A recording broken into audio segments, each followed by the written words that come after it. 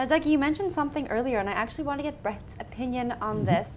Dougie said we're addicted to cheap meat. Now, in a country like South Africa, where we have a large population living in poverty, is it reasonable to ask them to eat more vegetables when it could be more expensive?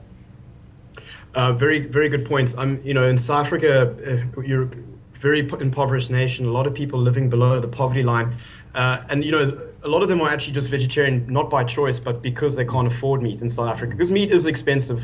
Generally, in the townships and in the lower income areas, they are eating more of the offals, intestines and stuff, the stuff that we, necessarily an upper income person wouldn't eat. So I think what is critical is that we actually need to start educating everyone, not just the people that can afford to make these dietary changes, but everyone that, meat is maybe cheaper in some areas, but you've actually got to include more plants and plant-based foods in your diet, like fruit and vegetable, because it's associated with diabetes, stroke, and cancer, eating a heavily meat-based diet.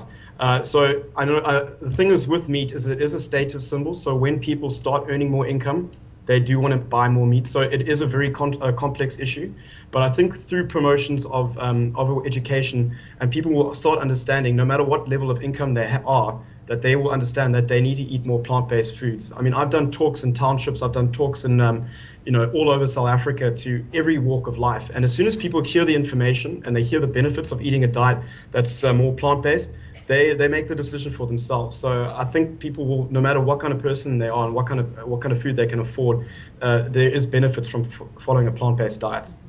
And I'd just like to reiterate, I think it's important to go back to a point we made earlier, which is that the externalised costs of these meat, the meat is cheap. Mm-hmm. It may be expensive relatively to what people are earning because people aren't earning enough money. Yeah. That's another issue. Maybe that's because we're making clothes in countries where we should be making them here and have a domestic. I don't know.